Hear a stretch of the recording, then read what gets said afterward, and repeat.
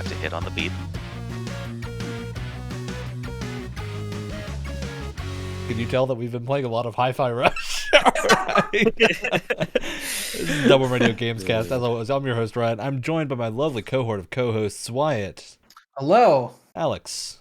Hi. And Brett. Hello. We played some games last year. A good amount of them. And now we're going to talk about a bunch of them. It's the 2022 Double Radio Awards, which is a nonsense show. We're just going to talk about things we like and give them nonsense awards because, hey, that's what the industry does. It's a lot of fun. So we're going to do it. Best racing game? What kind of nonsense award is that? I was so tempted to put a best racing game on here, except I don't have any good... People still play I racing. don't have anything that is a good candidate for that, really. Because I think the Hot Wheels game came out last year. I'll have to check. Oh. Hey, before we do that, we're going to talk about the Developer Direct very briefly, because Xbox did a Developer Direct. It was a new format for them, and it was pretty good. We saw 5 games. We saw a good amount of those 5 games. Each of them got about 10 minutes to really go into some gameplay.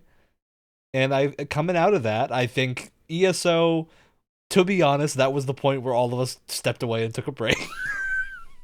And we all conveniently came back when it had just ended. and to be clear, too, that's not us like crapping on ESO at all. The ones of us who have played ESO actually like it. We just, I'm just at the moment, it's I don't not need on to my hear radar. about it right now. That's the thing, is that the way they have this laid out is that people thought that, oh, well, it's going to be these like 4 or 5 games and others, right? And that turned out, no, It was just these 5 games. So if you do not care about those games, don't watch it. Complete waste of time, not worth watching it. Although you should have watched it because Tango Gameworks came out swinging with Hi-Fi Rush.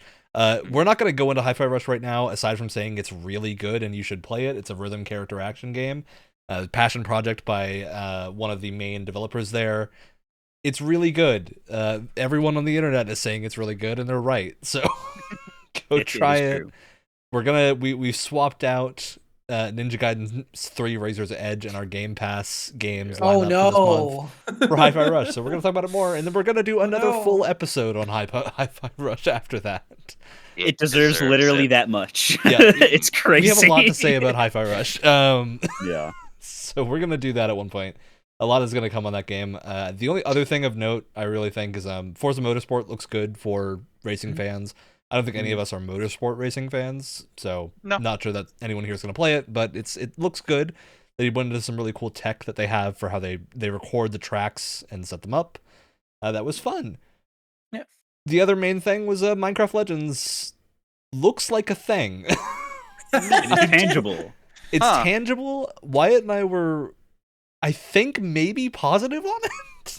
Yeah. Well, I think everything we saw was cool. But the so problem this is Minecraft Dungeons, not, right? Like, but an actual deep dive into what the game is for the most part.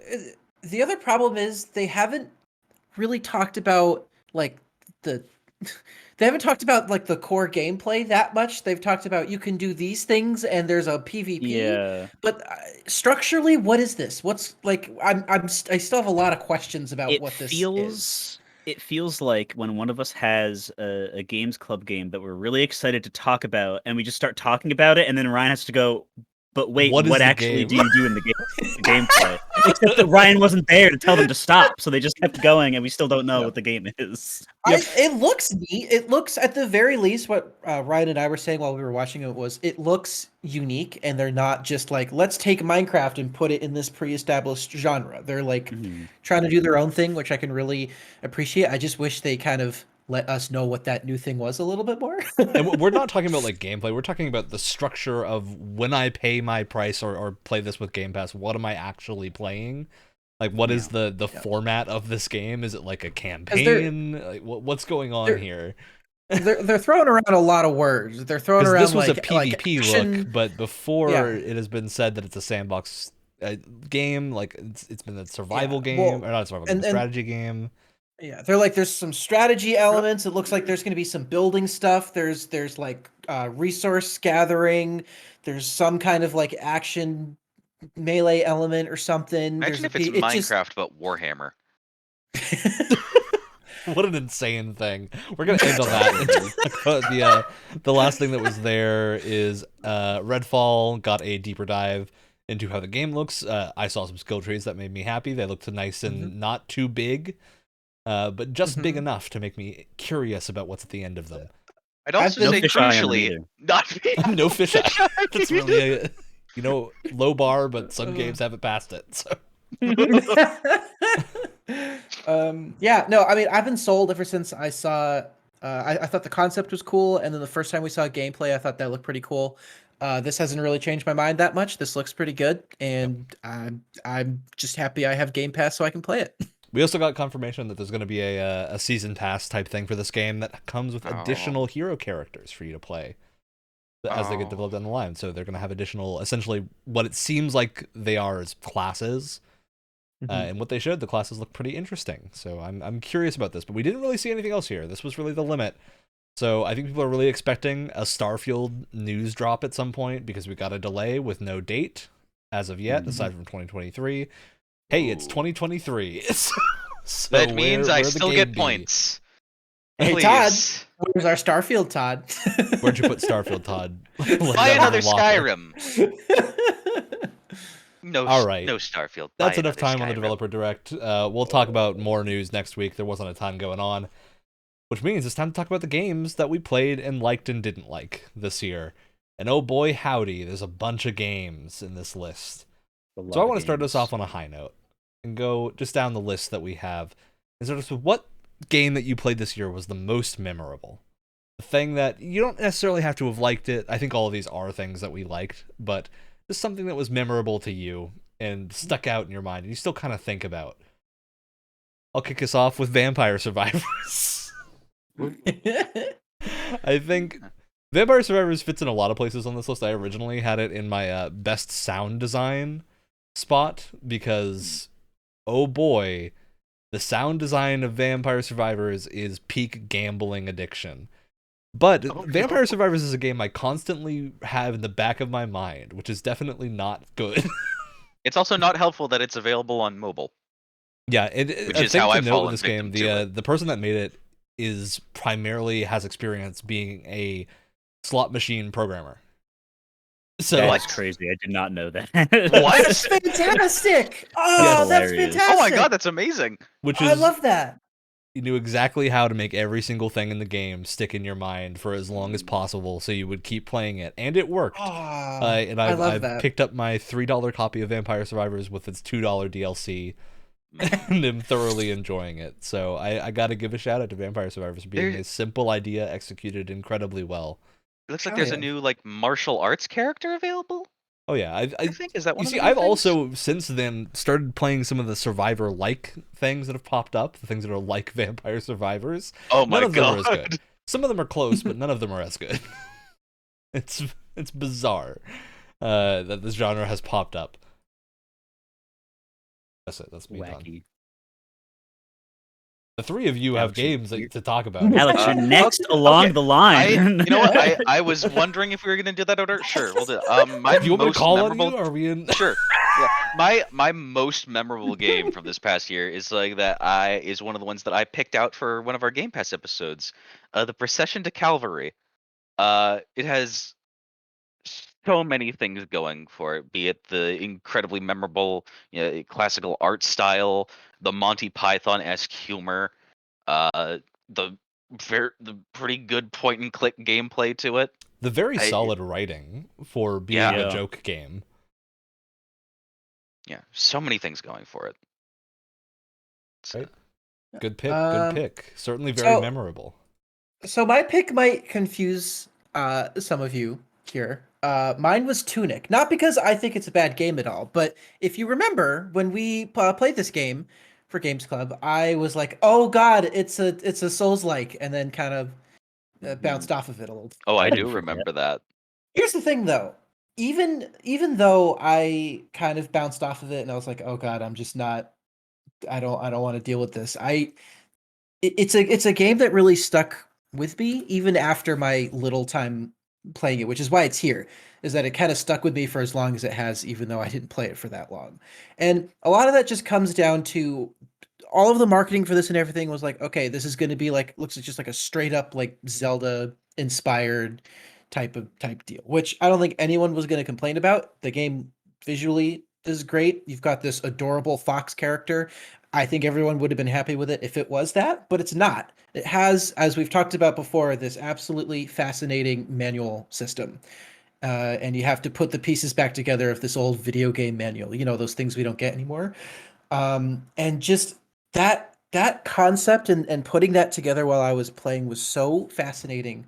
And it so came out of left field because I had no idea. I don't know if this was advertised at all before the game came out, but I had no idea this was in the game. And when I first saw it, I was like, "What is this?"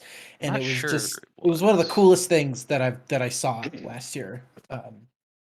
And specifically that system just kind of stuck with me. Yeah, I definitely agree with you. It's a good spot to fit Tunic in. So for me, the way I look at most memorable is this is kind of the closest thing in my brain to a second place award. Because it's, if it's most memorable, I'm going to be thinking about it a lot. Probably going to go back and play Hey, it over and over Forspoken's again. pretty memorable. Forspoken is pretty memorable. You could It's put gonna that here stick too in for there. different reasons, but I did not play the demo for myself, so I had no way it could have shown up, or I would be lying. So instead, Elden Ring is here for me, because I have other things in my other places. Because I do think that Elden Ring deserves all the 90 million 10 out of 10s and Game of the Years it's gotten from other people. But I just, it's already gotten all that from other people, and I want to give some love to other games too. But oh my god, From Software firing on all cylinders made like one of the best games ever in terms of what it was trying to do. And there's the list of things it doesn't succeed in is so short that it might as well not even be there. It's pretty crazy. Yeah, I don't know. Everything about Elden Ring has already been said. More about And it we is will going to talk be about said it later. more. So exactly. So I'm If not I had gonna dwell on actually it too long. played the game, which I want to, but I know I wouldn't have a good time because I'm me. But I can recognize that it's a fantastic game. I would have absolutely, for one of our awards, made best title screen music. Because Oh yeah, yeah. seriously. wow, yeah. yeah. That Oh, music yeah. hammers into your soul. That's great. Mm. All right. We're going to go down the list for this. So I think our next award here is biggest surprise. Who wants to kick us off? We're not doing you first? Do we just want to go in This order? is a whatever we free for. want. There are no rules. Do whatever we All right, want. I'll start. I like Fine. structure! Oh wow. This So, is a ju- goofy just so internet podcast run by a bunch of former college students. All right, I'll And you start. want Why not? rules? Why not? So my biggest surprise of the year was Elden Ring. Mostly because I was Oh god, it's surprised at starting how its sweep. I was surprised at how much I actually enjoyed myself, because I have played Souls-likes before, and 9 times out of 10 I'm like, wow, this is obviously really well designed and a really well made game, and I don't want to play any more of it after like a couple hours. But I mean, dang, I was with a friend for a little while, and during our downtime, he was like, I want to watch you play Elden Ring. I was like, all right. And then I probably got like 10, 11 hours in, which was probably like Oh my god. 8 or 9 more hours than I was expecting. um, and yeah, I can now say with confidence, as someone who has played not a ton of the game, but a good amount of the game, I would say, Enough to at get a least feel for like it, for sure. enough to get a feel Yeah. for it, that yeah, all of the 10 out of 10s, like Brett said, all the 10 out of 10 this game gets is 110% deserved. And it's very rare that you get a game that has had so much hype behind it and lives up to it and then some. And it deserves to be on here multiple times by several Yeah, of us. remember, we had a few So, games that lived up to their hype last year. Mhm. Yeah. A good number. Oh yeah. AAA and indie. So it was a good year for games aside from all the delays. Yeah. And all of the Forspoken. All right, well, I'll do a hard pivot with my pick for biggest surprise, which is Dwarf Fortress. So Dwarf Fortress, I think most people know of Dwarf Fortress, at least whispered rumors in the halls of the deepest depths of the internet about how the patch notes are entertaining and funny to read. Yeah. I have now officially played a lot of Dwarf Fortress because it launched on Steam.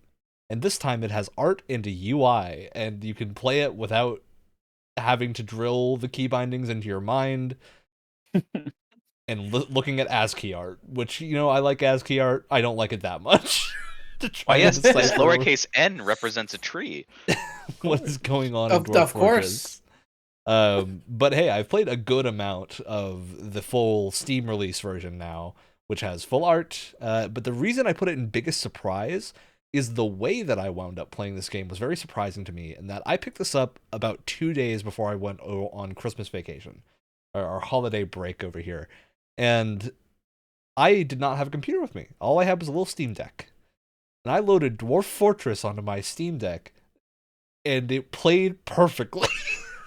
And so I played almost nothing but Dwarf Fortress for this almost full road trip in a car, because I didn't have a way to charge it easily, because it was a road trip. So whenever we were going, I was like, I need a game that has a long battery life, and Dwarf Fortress isn't that demanding. So we're going to play Dwarf Fortress. And I played like a good 30 hours of that game over that holiday break, and now I'm still playing it. My regular computer, because it's very good. It was startling to me that it worked, and I'm sure it was startling to a lot of other people, because I looked at a developer interview afterwards and they said they had no idea that it even functioned on the Steam Deck. That's awesome. Very incredible. All right. I am what could be called in some circles as a bit of a dweeb. I'm so curious where you're going with this. My biggest, and also, really lacking in the spatial awareness department. My biggest surprise is a game that has apparently been around for a good few years, much like Dwarf Fortress, but probably not to that extent. Hellish Court, which is a game that sounds like it was made exactly for me, because it has funny ragdoll physics bits in it. It has a fun physics engine you're working with, and it's a historically accurate sword fighting game where you can pit a drunk monk with a Zweihander up against someone with a rapier. I love the detail in Drunk Monk with a Zweihander versus someone with a rapier. Oh, versus a guy, versus a man, versus a man with hair that consists of only a ponytail, no other hair on his head, and a mustache that he tucks over an ear. Of course. Or a very prim and proper woman who I one-shotted Alex with multiple times, having no idea what I was doing. Oh yeah, you can. The matches in this game go lightning fast, because that's how realistic sword fights are.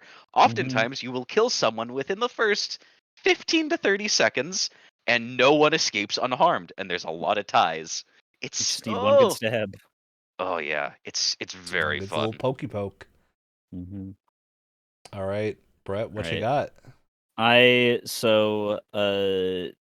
few things have made me jump out of my seat in utter shock and terror, and sometimes positive surprise when it comes to game announcements. And Valkyrie Elysium being announced was one of those things, because I had just finished playing Valkyrie Profile 1 and 2 and was like, wow, there are some other games that nobody really cares about, but that what a sad thing that this series is dormant, because those 2 numbered games are really friggin' good. And to get another one, oh my god, wow, the music is the same, it looks pretty, and wow, crazy. And then it came out and people didn't like it, and then I played it, and all those people are wrong, because it's great. And I finished it, and I was double surprised, because I was surprised that it came out in the first place, and then was surprised again by the fact that it was actually good against all odds. So I don't know. Square Enix has had a really strange year and a little bit here, so I don't know. I don't know if they'll ever do a small game again after what's happened, but if they do, I hope more Valkyrie Elysium. Only do small games from now on. Maybe they'll only be able to do small games from now on. While riding on Final Fantasy 16. Just gonna have Yoshi P shoulder the whole company at this point. God. The clock is starting to tick. All right. Well, our next category is best voice acting. some nice good vibes here for some games that have great voice acting in them. Boy. We've got some fun stuff. I'll kick us off with Judgment, which is a game that I played at the start of the year, but this is, for reference, a game. I'm talking about the Japanese version of this game and not the English version. I haven't played the English version. I've heard it's also good, but I've played all the Yakuza games in Japanese because they didn't have dubs. So going into Judgment, I just stuck with Japanese. And I think it is a real show of craftsmanship and talent from your voice actors when in a language that I largely don't speak to the degree that they are using it, the emotion comes through perfectly. And there's never like a moment where I'm wondering what a character is thinking because the voice acting is so good that it comes across regardless of the language, which is extremely impressive. That's a feat to do. And it's the same for every Yakuza game and Judgment game. They're all very good at it, but this was the time I actually managed to finish Judgment this year instead of just letting it sit on my PS4 shelf forever. It was good. That's it. I'm done. Yeah, I'll go next. It's definitely very easy to see the quality of the voice acting when I was playing Yakuza 0. Yeah. I'll go next. So I tried to keep my God of War Ragnarok nominations to a minimum. I think I did pretty well, all things considered. On NPR. I don't think I Game Awards this at all, in my opinion. No, I wouldn't say that. But in best voice acting, I do have my one of two God of War Ragnarok nominations, and best voice acting has to go to God of War Ragnarok for me. I mean, every single character, maybe with the exception of Atreus, sometimes just gives 110% effort. And I wanted to point out, I'm gonna try and pronounce her name as best I can here. Danielle Basutti. I think it's pronounced Basutti. I love that you're looking at us to try and figure out. Maybe someone. Sounds right. She to me was by far the. Who does she play in the game? Freya. She was the highlight for me. I mean, she Kratos was excellent in the first God of War, not the first, but the 2018 God of War. Yeah, I mean, Kratos was great, but also it is just kind of Kratos at the end of the day, and I Giving feel like Christopher Judge another voice acting award is just repeating the same thing eternally. Yeah. It's kind of implied. I don't think it's undeserved, to be clear. I just feel like Freya has a lot more. Let it just be implied that he gets them in perpetuity. Yeah. To me, Freya had a lot more to work with. I think she goes through a lot of different emotions in this game, and I think her voice actress just does such a beautiful job. I would say the only times where she really messes up is sometimes like combat dialogue sounds a bit weird, and maybe they could have used. That's the case with pretty much any game with combat in it. Yeah, I'm not really going to count that against Danielle Basutti at all. She does an incredible job. Everyone does an incredible job. Like I don't remember off the top of my head who voices Odin, but he also does an incredible job. Everyone does a great job. is my point. So yeah. Yeah, sounds good. All right, who's next? Speaking of gods of war, this isn't one of those, but it's slightly related. Hades! I finally got around to You playing had a perfect Hades. segue and just extended it. It was great. That's so good. I finally got around to playing Hades on Game Pass. Oh boy, it's so good. Good man. Roguelites are the absolute jam. Especially Hades. Yeah, the voice acting is so just everyone, whether or not every voice sounds like it's perfect for the character, but all of them also just sound so smooth and buttery and relaxing to listen to. I forgot what video I was watching about Hades, but he was like, "Yeah, all the characters in this just sound hot." It's like the best way to put it. What's so wild is that a number of the gods are voiced by the same people. Oh, the voice cast wild. is a lot smaller than you would think it is. Like the same person voices. Yeah, it's so like Hades, Poseidon, Achilles, Asterius, Charon, and the storyteller are all Logan Cunningham. Why? And then He has Athena, such Electra, and range! Tisiphone are all Marin Miller. So there's a number of other people that did multiple characters. It's crazy. Very good range from all of them. I am And also- currently stuck on the third boss. And I feel like it's even more impressive just given how much dialogue is in the game. There is an obscene amount of dialogue in this game. I am 60, 70 hours in it, and I'm still hearing new voice lines from. I don't think I've heard I don't think I've heard any of the Pantheon of Gods repeat one dialogue, one line of dialogue, which is ridiculous. That's crazy. Right. All right, Brett, you are once again left to the. And I'm once again talking about a game that nobody liked, but I put my PS2 through the ringer this year, so I did not play a lot of games that had like very high quality, like new modern voice acting or voice acting at all for that matter. But you know what? If you can say anything almost unanimously positive about Soul Hackers 2, is that the characters are really good. And part of that reason is because they're all acted really, really well. There's some voice actors and actresses in here that I have never heard speak before. I don't know if this is actually their first role or not, but I didn't recognize a lot of the names in there. And they do a pretty good job. Especially for a story that's just kind of like right in the middle things immediately. It's good to have characters be voiced by people that, you know, sound like you can latch onto their character easily and to not have to like rub against them by, oh, this guy sounds stupid or annoying. I don't want to hang out with him for the next 40 hours. Why would I want to listen to this? Exactly, yeah. Especially characters that would like complain about being in the video game they're in. Why would you want to play a game like that? Oh my god. But, yeah, so The characters certainly don't want you to. I don't know why. Forspoken's gonna come the new punching bag. It is. It is. Oh dear. All right. Well, moving on. Speaking of Forspoken, we have most obnoxious characters next award. Which I think you had Forspoken here before, right? I did, but I wanted to find a spot to fit Bayonetta 3. Okay. I guess I'll explain that now since I already said it. My pick for this is Bayonetta 3. And specifically, every character in the main cast at the end of the game in Bayonetta 3. The rest of the game, they're fine. But the end of Bayonetta 3, for anyone that's played it, they'll know what I'm talking about, is a descent into lunacy of the highest degree. God.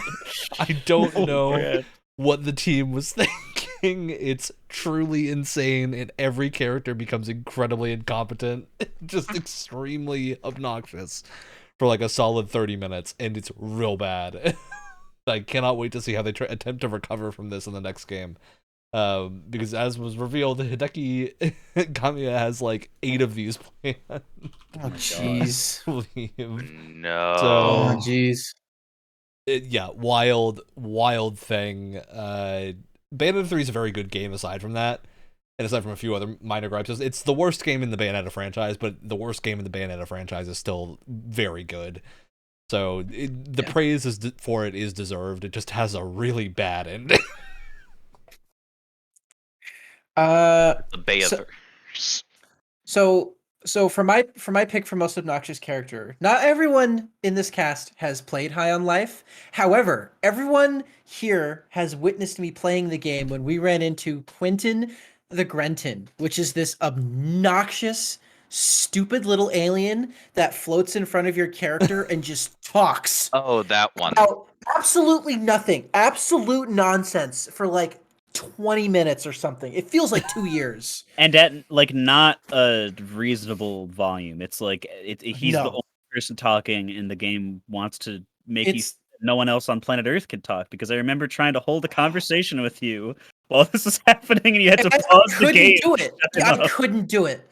And it was just the worst. It's the absolute. Now listen, I don't think any of us are really interested in commenting on the recent whatever that's been going on with Justin Roiland. I don't really want to big Justin Roiland fans to begin with. I don't really have much to say on the matter, but I do think the thing is, my extent of it is it's a shame, because I think High on Life deserves better. Yeah. What I will say, actors, it deserves better voice actors. What I will say is there's a time and place for his kind of ranty, like humor that just goes on, right? If you're playing if you're watching like a 30-minute 20-minute TV show and you have Justin Roiland's weird ranty jokes, it works because they have to keep it moving for, the sake of filling in a time slot. You give him a video game script and he'll just go. He'll just talk forever. And even for someone who doesn't hate his style of humor, it was too much for Becomes me. a lot. And this character was the perfect example of He that. has what my parents would describe as diarrhea of the mouth. That's a good way to put it. That is good. That's a good way to put it. It just you let him have 20, 30 hours of your time and he will fill it up with just rambling nonsense. And it's too much. It's too much. Yeah, makes sense. Shame. All right, who's next? I'm mixing it up this time. I'm going not last. So no one, I don't think anyone here has even seen this game before besides me. But earlier this year, SMTGDS? I played SMT Digital Devil Saga 1 and 2 as my first SMT games ever, and they're very good. The games are very good, and the characters are very good, and the voice acting is pretty good for that era of games. Without saying anything specific, the characters that you play as in your party start as we'll say normal people, and then they go through a transformation where they can transform into demons and have to eat other people to survive. And one of these people, named Cielo, inexplicably goes from talking with the same just American accent that I am now to inexplicably Jamaican for the rest of the game, for the rest of both games. And it is so strange because he gets some really good character development and is there to say some really cool one-liners, but in like the most he's voice acted by I think Akechi from Naruto's voice actor. But he's not Jamaican. He's just a white dude. He's just doing a forced Jamaican accent for the entire rest of the game. Wow. I don't know why. Is this a Jamaican accent saying Japanese words? No, it's English voice acted. But I don't know. I didn't even want to use him in the party unless it forced me to, because it was just so cringy and embarrassing to listen to. It was really funny, but I don't think it was supposed to be. Definitely not. It's very strange. Well, speaking of totally not funny, our best first impression award is next. So we got some games that gave us good first impressions. You skipped Alex. It wasn't last this time, Ryan. Made a joke about not being last, and I totally took that as, I'm last. You fell into my trap. You played your trap card. Alex, I'm sorry. Go ahead. Oh, wow. This is very unfortunate. Not unfortunate that I've been playing this game. I've been getting into some Dragon's Dogma. Dark Arisen. It's good, sort of. I frequently get game genres mixed up. Would you describe this as a hack and slash, depending on the class you pick? No, it's an RPG. I mean, the combat can be hack and slashy, but it is a full-blown RPG. Yeah. Whether or not it's a good RPG is another question, but it's a good game. I am playing a man built like a brick wall, and he has the mobility of one. Because, oh my god, it's so cool. There isn't stat allocation in the game. How tall and how built you make your character makes their stats for them. If you're a tall person, you're going to move faster. And when you level up when you have a class, and your class chooses which stats your level up bonuses go to as well. Yeah. But how is this so obnoxious, cool. Alex? So the obnoxious characters in it, and I have no one to blame but myself, because there is just some wonderful AI in this game. Your AI companions, known as the pawns, that you can summon. They have learned horrible behavior from me, such as looting in the middle of a fight. Good. I'll let you know, Alex, you can't fix that. There is a room in the camps you can sit your pawn down in, and you can re-educate them. Oh, the pawns is why the pawns is one of the many reasons I want another Dragon's Dogma game, because I feel like so many years in technological advancement for AI could make some really cool moments with these guys, but they are kind of Remember, wolves hunt in packs. annoying. Masterworks Auto, you can't go wrong. Right. I'm just cosplaying as Guts. Goblins every 2 seconds. Tell me back which character you inevitably end up falling in love with, Alex. And I do mean that literally because you are forced to. So. Yeah. And oh yeah. you don't choose. The wife, right? No, it's gonna be a shopkeeper. I think they call it your beloved. It's probably, if you don't do anything else, it's gonna be the shopkeeper. Yeah. Awesome. Who is an elderly, a little bit creepy man. So be great. Best first impression is next. Who wants to start off? I'll go. For me, I'm dipping into a game that I've played before, but not in many years. The last time I played this game was like pre-pandemic, so for me that's both 2 weeks ago and 2 centuries ago. But I picked Wolfenstein: The New Colossus because it has the most batshit insane intro to a video game I think I've ever seen. It starts off with you as a kid hiding in a closet from your abusive dad who forces you to shoot your family dog with a shotgun, and then right after that goes into a sequence of you going around a Nazi submarine in your wheelchair with a machine gun in one hand and you rolling the wheelchair wheel in the other. It is absolute insanity, and it was awesome. It's pretty great. It was so cool. God. I need to play the new Wolfenstein games. I've really not played much of The them. New Colossus is nuts. It's really good though. They're both really good. All right, I'll go next. This is a game that I knew I was gonna have to find a way to fit in here. Lego Star Wars: The Skywalker Saga came out this year. Had a very good time with this game. I think the first impression is the part of it that stands out the most to me because you really feel like you're being transported back to being a kid again. It's a great game that just kind of relies on nostalgia, but it can get away with it because of the fact that it's a Lego Star Wars game.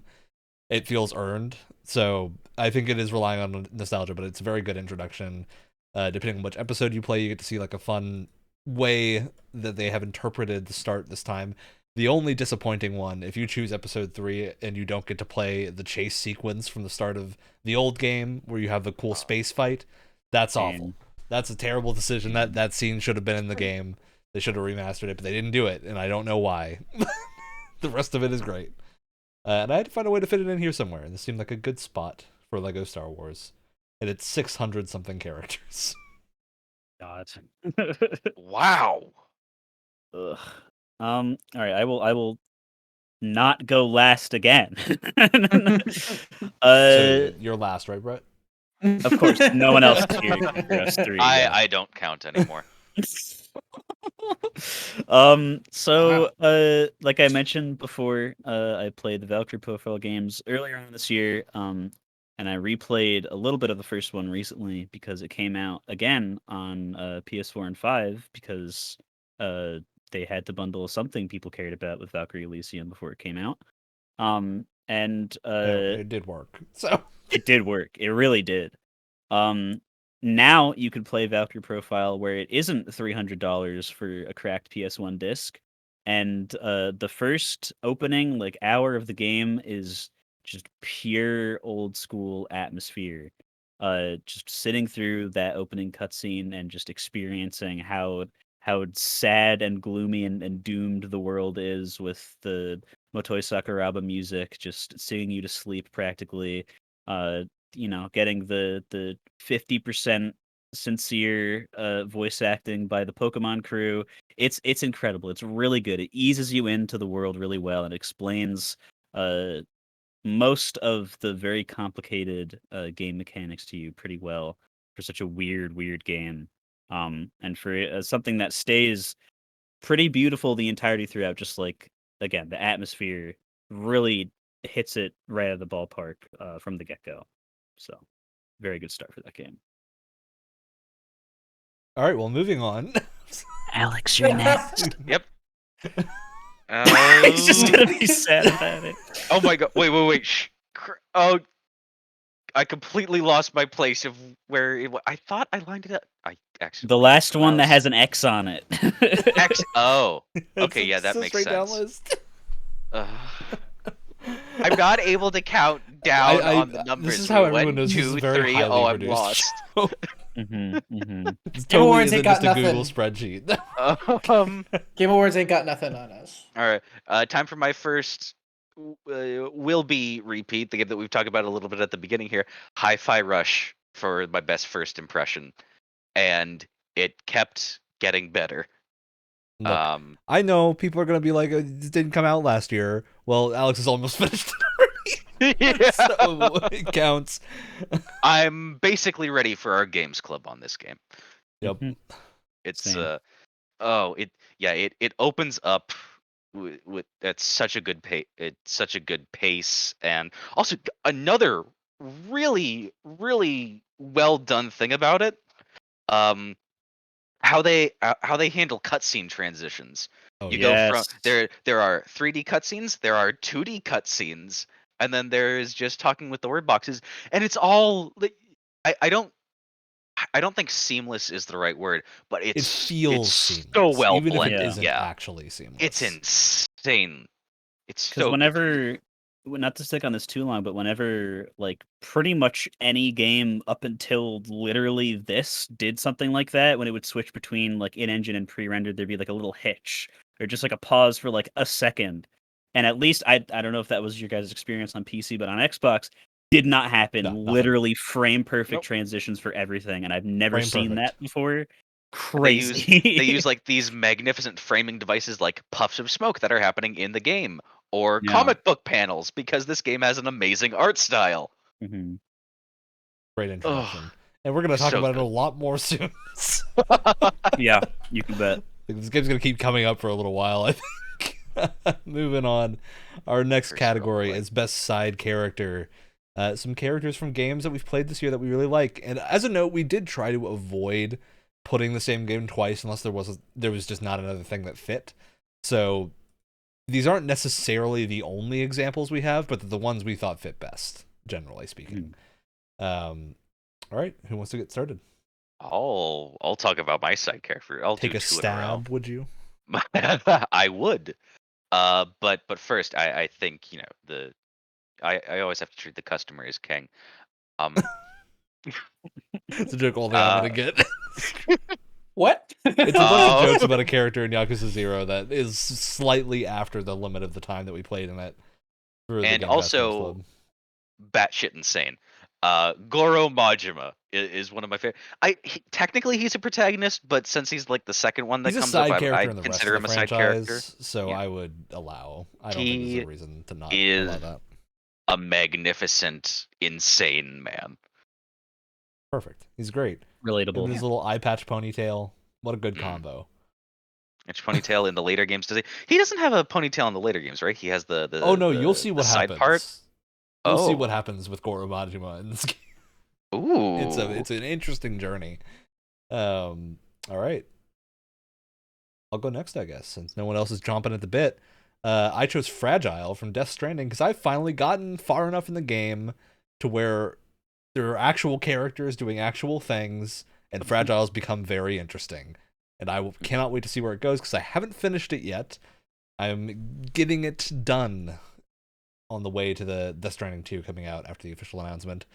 And yeah, she's a really interesting character. You get to know her a lot more in the second part of the game after the first bit. And it's interesting how they handle her past with a bunch of the villain group. She has a history with them, and that ends up going into it and how a bunch of people don't trust her or do trust her because they know she never would have done that, and her dealing with complicated emotions related to essentially terrorist attacks that are mildly her fault. And it's very interesting. It's a cool handling of a character like that. And it's one of the bits where I actually think having an actual actress be facial captured for a character with these complicated emotions actually makes a lot of sense. Because she does a very good job of getting those emotions across. That's it. I'm done. Yeah, I'll go next. So my pick is everyone's favorite Legend of Zelda side character Groose from Skyward Sword. To talk about why I and so many others love Groose would be to Gruesiest. spoil. Right. The I love not Groosinator knowing would anything be. about this game. Just the word Groose is Yeah. really an So indication of a good character. all I will say is that he starts off as your typical like bully jock character, with a ridiculous hairstyle. And over the course of the game, without spoiling anything, he has a sudden shift in character, a sudden shift in purpose that is both hilarious and endearing at the same time. And you grow to love this guy as you kind of check in on him every now and then during the game.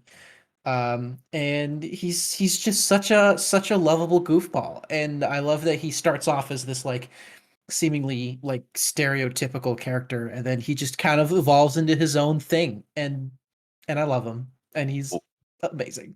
Why would you call him a groove ball? Who's Oh, next? boy. Okay. Right, you're last, right? So I played I played Eco for the first time this year after really, really liking Shadow of the Colossus. Eco, What is if Eco? Eco is the game that Team Eco made before they made Shadow of the Colossus. And if you read what it is on paper, you would want to throw yourself off a bridge before playing it because it sounds terrible. Where you An have to escort go mission. through literally a whole game that's an escort mission. And it's not Oh. just like, okay, follow me. It's you literally grab her by the hand and pull her along with you. And she just kind of does like Oh. she does like the princess from Sonic 06, where she just kind of flails behind you as you're sprinting as fast as you can. She acts as a cape. But they just did it better than it should have been allowed mortal hands to create a escort mission for an entire game, and I really don't know exactly how, other than that she just works. She works as the gameplay function that she's meant to provide, and also the wordless story that they tell is just so well done. That even though you're working with really low res graphics, like this game is on, it's not even on a DVD, it's on a CD because it was supposed to be on the PS1. You still get all the emotion that she's trying to get over to you, and it just that relationship um between your character and her is just really successfully done. It was very impressive and surprising to me. I this was probably the cool thing to say when it came out, but I guess everyone's reaction that was like that got turned into, we should make a movie out of this, because everybody for some reason wanted to make an Eco movie, and I'm so glad that didn't happen because it would have been Really? terrible. Yeah. Huh. And also, if I remember correctly, I think this is also one of Guillermo del Toro's favorite games, which is Oh, pretty cool. cool. It's a very weird pick, but it makes sense. Weird pick for a weird man. Exactly. Yeah. All right. Well, let's move on to our best character design category. Staying in the theme of characters, I'll go first this time because I want to talk about Xenoblade Chronicles 3 somewhere in this list, but I didn't think it was Game of the Year, so it's not there. The reason I'm giving it best character design is I think this does a really good job of having characters with identifiable outfits despite being swappable, because you can have any character's outfit swap to any other character for the sake of the job system. And it does a really good job of identifying outfit with jobs. You can easily tell at a glance what everyone is and swap to them if you need to. And then the real charm of the character design, I think, comes in the mechs that you can swap into mid-combat that take elements from the characters that you're playing and turn them into crazy mechs. And it's really fun. They are different depending on which character of the pairing that forms them that you swap with. So you get cool, different outfits for them. Or not different outfits, they're different mechs that function differently, and you can like swap between them mid-combo. It's great. It's very fun to have the girl with big hammer become girl with even bigger hammer when she turns into a mech. It's very fun. So I very much like how that game handled character design. And it's all very iconic. It's Xenoblade designs. They're great. They're always good. Yeah, they very color poppy and perfect segue from one mech to another. Armored Core doesn't really have any characters in it, but I don't care because the robots look so good no matter how you Look, customize a them. hunk of metal can be a character if you believe hard enough. It's That hunk of metal is a hunk, let me tell when you. you go through the amount of pain and suffering that you do, you just get attached to whatever you use to get through it. And my favorite example, because the parts kind of change and the art style kind of changes, is from game to game and generation to generation. Silent Line, which of course obviously is a sequel to 3, has, in my opinion, the best mechanical design. Where it's super hard to just in general have swappable armor pieces in anything and have it be such that anything looks good together. Like Halo doesn't really have that. Destiny, God, doesn't have that. So many games do not have that, where every individual piece looks good with everything. I think Armored Core actually does do that, and I don't know how. I know they're all the parts are designed by the same guy, but it's still crazy because there's hundreds of them, and just that the way that comes off in a friggin' PS2 game where you have that much customizability is just crazy to me. Um, big boots to fill for Armored Core 6, but they already Hopefully look they can do really it. cool. in the Mech-sized trailer, boots? so yes. Yeah, big quadrupedal boots. hmm I'll go Alright. next. I rewatched Castlevania, the Netflix show recently. It got me into playing some of the older Castlevania games, and I decided to play Symphony of the Night, which is like the Castlevania game, I think, for most people. Yeah. And my God, the character artwork. I'm not even talking about like the in-game sprites. I'm talking about like the hand-drawn like character portraits are gorgeous. It's I'm gonna crazy. I'm gonna try and pronounce her name. If I butcher it, I apologize. Ayami Kojima, I think is how you pronounce her name, was hired for the character art, and they just I don't even know. I'm sure this has like a style. I don't know what this style is called, but The fact it comes through it's so well in pixel art is Yeah. yeah. incredible. Like the translation between these gorgeous like hand-drawn images to the sprites was really well done, and it gives it just gives the game such an interesting, and it really leads into that like gothic aesthetic that I think Castlevania has had for a very long time. And it's a That's how I style, describe the style. It's like nouveau gothic. yeah, it fits because it's always had this kind of like I feel like before Symphony of the Night, it's kind of had this like campy Hollywood like universal horror movie monster thing, which is great for the older games. I think that's what they were going for. But Symphony of the Night especially kind of brought a lot of that like gothic imagery into it, and this artwork is a huge reason to why. And it just, oh, it's gorgeous. If you've never seen it before, just look up Symphony of the Night character art or something, and it Yeah. just you're going to be floored. It looks absolutely incredible. It's one of those things too where when you look at it, you know that's Castlevania. Yeah, It's just any time you could do that as an artist, you've succeeded. yeah, It's crazy how that works. yeah. All right. No good segue this time, but I will say, starting at this topic is where I started to have a lot of trouble just picking one.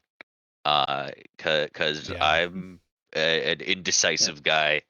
And But hey, most games have good character design. This is like Yeah. picking from a bunch of good things generally. You're asking me to pick my favorite child, except I actually don't have an answer, unlike a lot of parents. Uh, it's and I think Killed I think I think uh, but I think What's the game? I leaned a little bit more into overall art style, but still it goes along with the character design. I went with Sable for best character design. They really get across the feel of the game world that you're going in. They have different.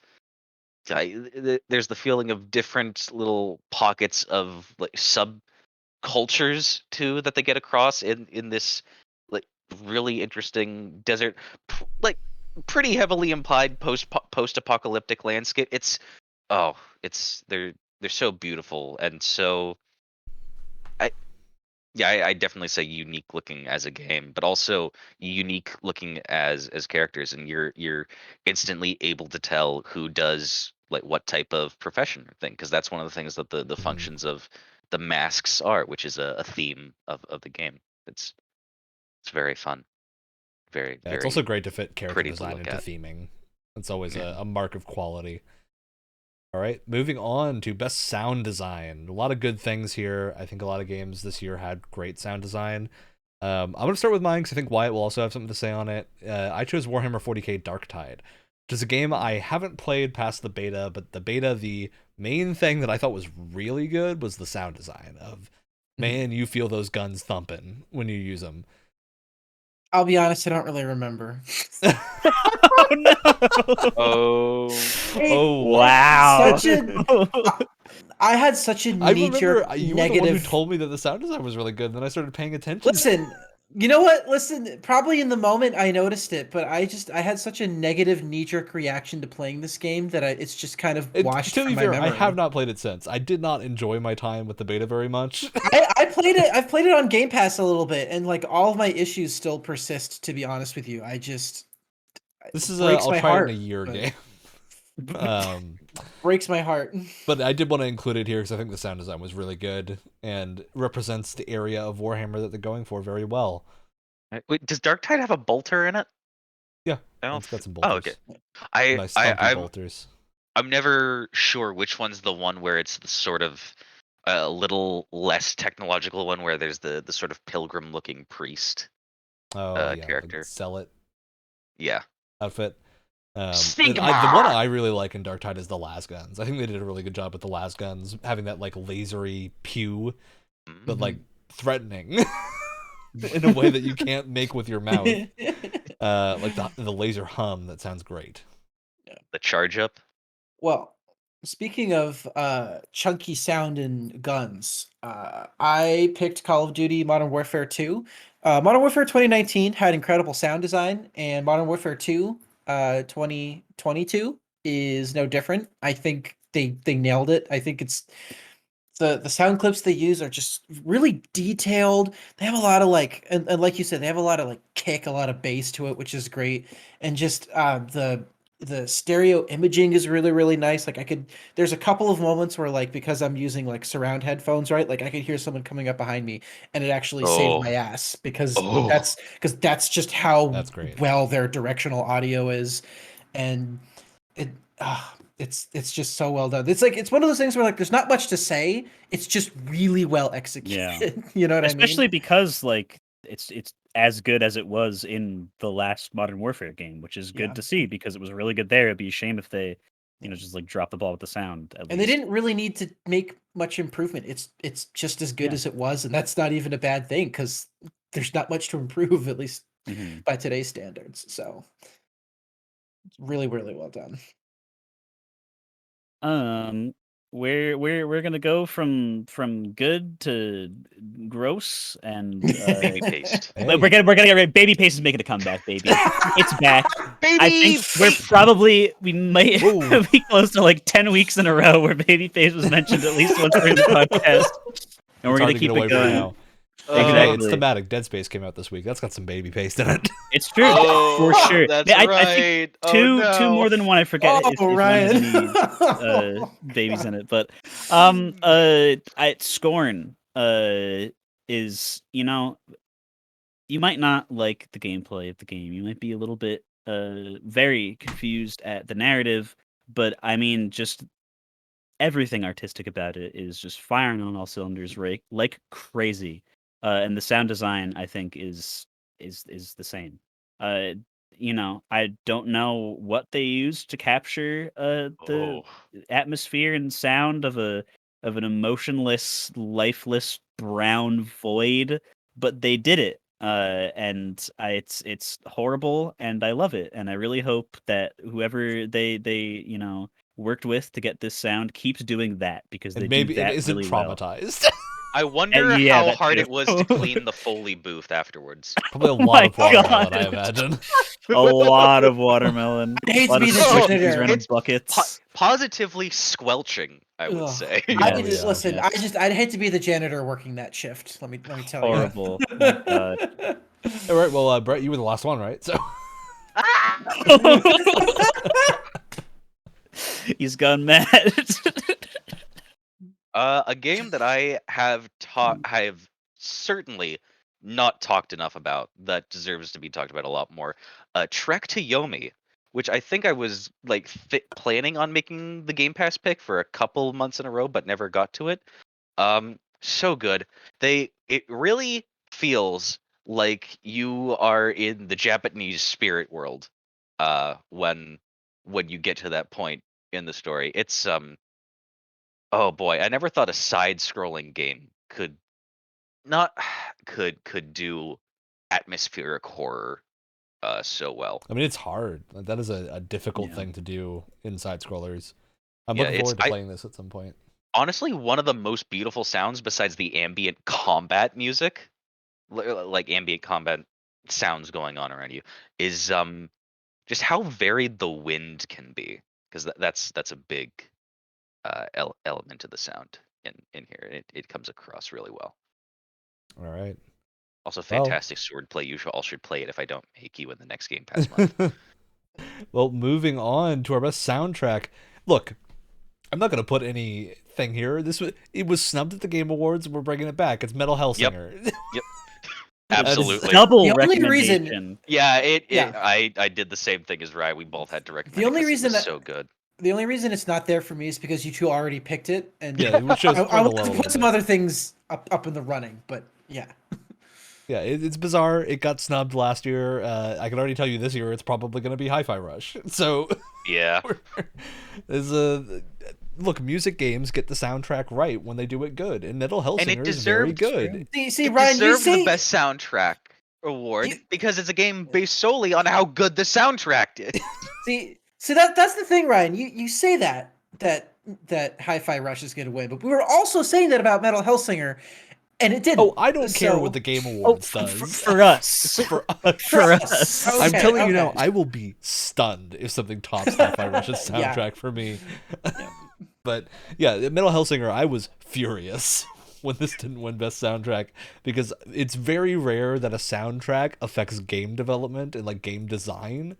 And in Metal Hellsinger, the entire levels are built around their music, and the music is composed for the game. It's excellent. All of it's very good. Bizarre to me that it didn't win this award. Yeah. Absolutely bizarre. Bonkers in the most disgraceful way. All right, you two spread the love somewhere else to your inferior Uh, soundtracks. Yeah, no, I'll go. So Try. there's a lot of video game soundtracks that I listen to in my spare time, whether it's I'm doing other work, I'm like going on a walk or whatever. There's a lot of video game soundtracks that I listen to from time to time. But there's only one that I continually go back to, and that's No Man's Sky. I adore this soundtrack with all my heart. I got back into it for a good long while last year, and that music, it was like seeing a childhood friend that you hadn't seen maybe since you went off to college, and it's been a while, and you come back and you guys just hit it off like nothing's happened, and it's a beautiful thing. It's this wonderful mix of like guitars, weird like glitchy synth, and it just combines into this just epic grand feel to it. It's really hard to describe without listening to it. 65 Days of Static did an incredible job, and all of their music sounds incredible, and the work they did here just floors me every time I come back to the game. It's one of my favorite parts of that game. I can't say enough good things about it. It's the kind of music that's like right up my alley. This is extremely atmospheric. Yeah. Super Yeah. fitting to the atmosphere. It of the game. just that's the thing, is that I feel like that genre, I don't even know what genre it's called, but like I feel like it's obviously not the kind of music that fits every single game, but it fits No Man's Sky just so perfectly. I can't think of a different kind chill? of sound. It's not even that chill though. Sometimes it goes off. It's it goes like- nuts. It's like a post rock would probably be what you're looking for, and Yeah, just I kind of think- a random chance that you'll get a band that has enough synth in it to be like No Man's Yeah. Sky, though. I think the best, like the other video game that comes to mind that has tracks like that, not all the times, but some of them, is Halo Infinite. Actually has a couple tracks Yeah. that sounds kind of similar. The to menu it. track, exactly. Like the multiplayer or like the victory, like the post multiplayer victory menu song sounds kind of similar to that. It just Huh. it's that like glitchy synth guitar. It's just something about it. It just really, really works for me, and it's done so well here. All right. Brett, what have you got for us? I so it's rare that you even get the opportunity to just play a game and then enjoy it so much that you buy the entire soundtrack on for vinyl records. Oh, But SMT3 is one of those things where it came out and it didn't really sell very well, but it's like the definition of the cult classic where the people that played it were like, "Wow, I'd hate myself after finishing this because it was so hard. This was the greatest game I've ever played." Um, and you know what? Yeah, and a lot of that reason to go back and keep getting the shit beaten out of you is because the music is so damn good. And it's like something close to 100 tracks. And every single one of them has its memorable scenes. You have your different battle tracks for different areas, and then different versions of the battle music depending on like what moon phase it is. what? It's really crazy and really cool. A lot of effort went into making the music, and it's all like different weird rock. Sometimes there's just like one guy shredding on a guitar, or there's just like horrifying like just ambient drums in the background and really foreboding synths or whatever. Um, like so many different genres, just like that weird like Mario Paint dog bark sound effect that's used in the background of like a shop music or like a stupid Huh. scene. Super unfitting for the rest of the game, and I love it. But yeah, so they had just come out with a vinyl record set of all the songs, and the 4 records were in the style of the 4 Horsemen of the Apocalypse because you fight them. Oh. And I was like, "Hey, it's Christmas time. Can anybody want to vote me?" But yeah, really, really good soundtrack. It stands the test of time for a reason. Question about that, because is Nocturne the subtitle of the game? Because I think that's also a musical reference, right?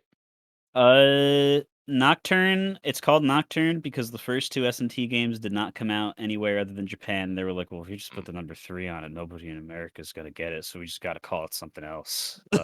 And then yeah, The Final Fantasy This word IV sounds treatment. cool. 'Cause Yep. I feel like there was some piece of classical music called like Nocturne in E. Yeah, there's a major or collection something like that. of some composer that I can't remember's music that's called Nocturne, but I don't think it's a specific reference to him. I could be wrong though. All right. Well, if it was, Moving on to best ensemble main cast. We had a nice selection here. Who wants to go first? I'll go first. My yet another Game Pass game that we played, and I consider them main cast just because one, they're voice acted so well, and I couldn't put all of Yeah, these I mean, in ensemble the other cast really one. refers to the Yeah, cast of the game. It's what this yeah. is meant for. And they have so much personality to them. The survivors you meet in Ghost Song, they have wonderful voice acting to them. It really gets across their personality. You meet others just along the world at different intervals in your adventure, and they have very interesting stories to tell about whether it's the area speculating on yourself or themselves, or talking about their past or things. Oh, It's very interesting. so Super fun. well handled.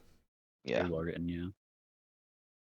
All right. I'll jump in next with I Was a Teenage Exocolonist.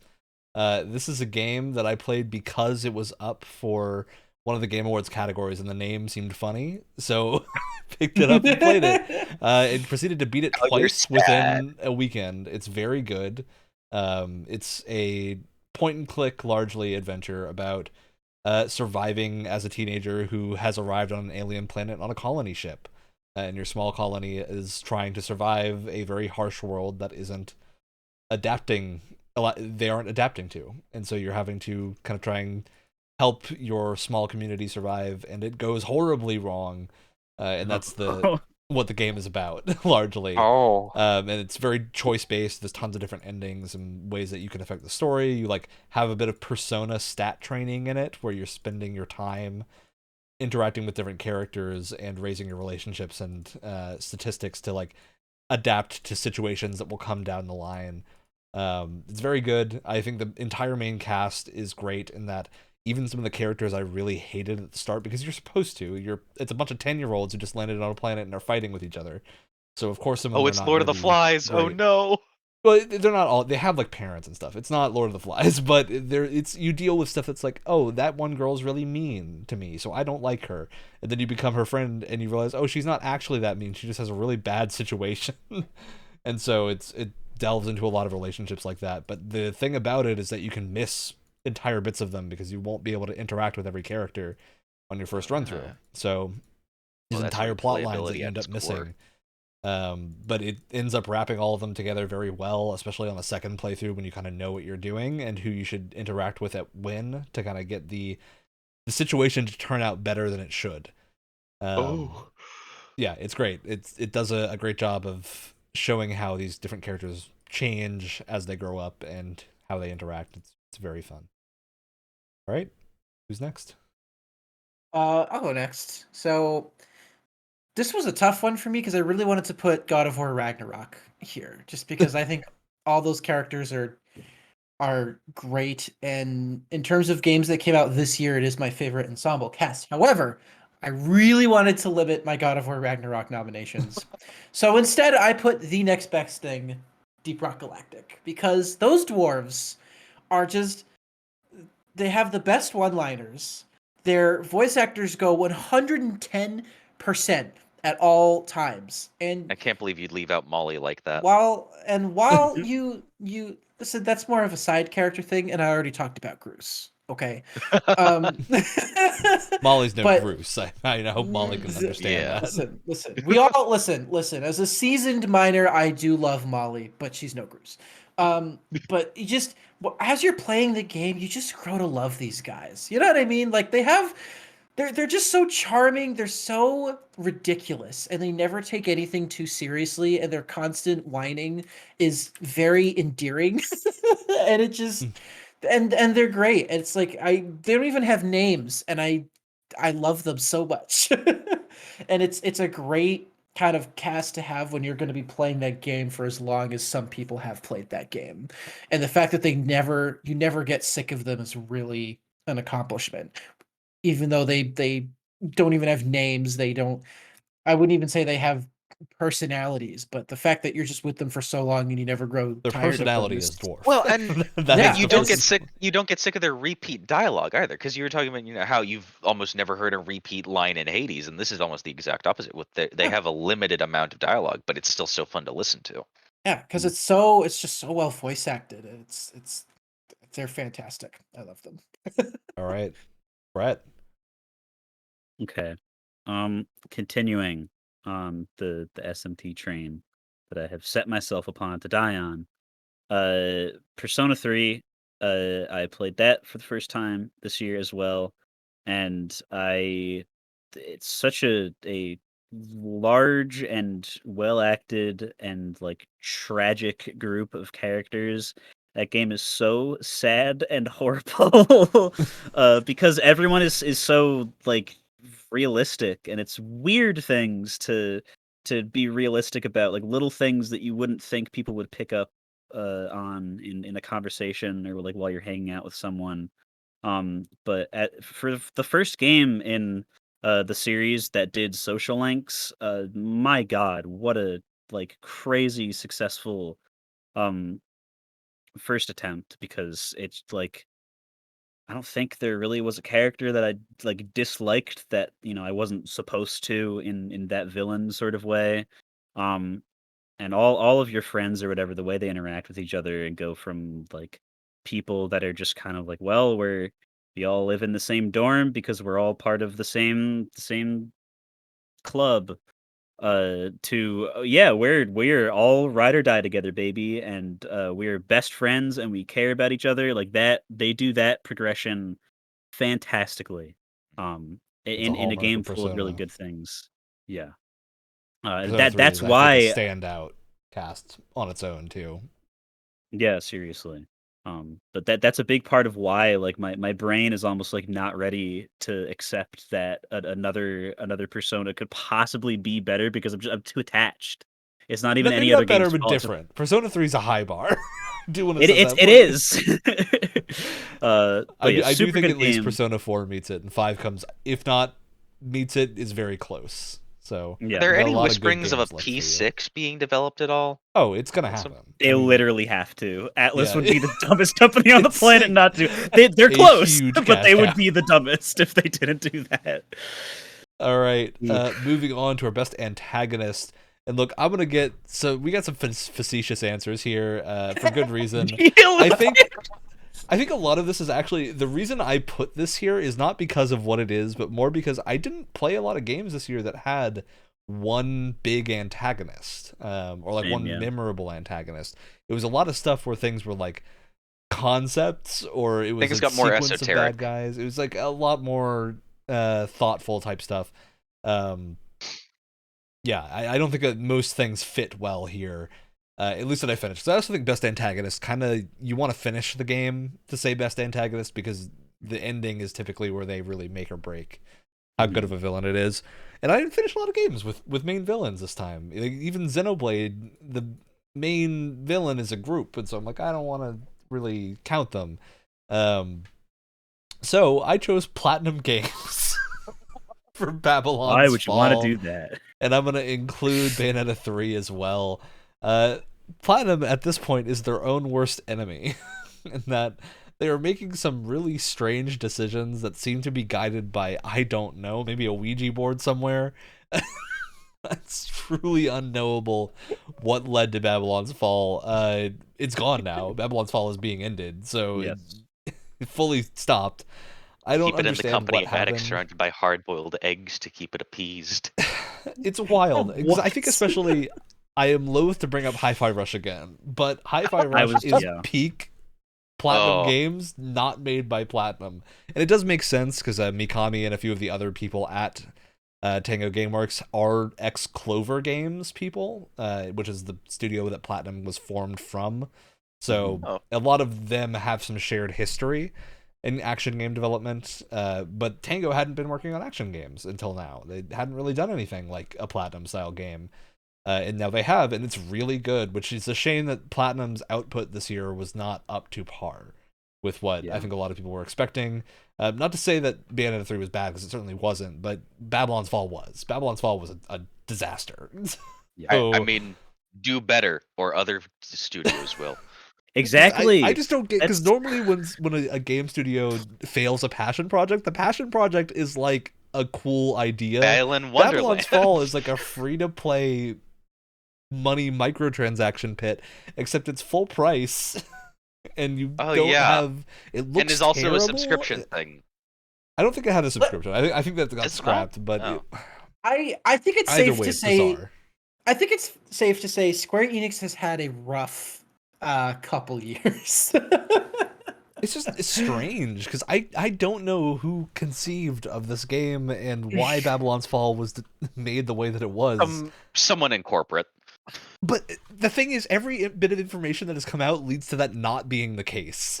Yeah, and it's like that's like bad decisions in corporate don't lead to like every single piece of art for the game looking bad. Like that's just a weird, like there's some strange disconnect from everyone there. Like the game, the individual assets don't even look good. It's so like everything is bad. It's so weird.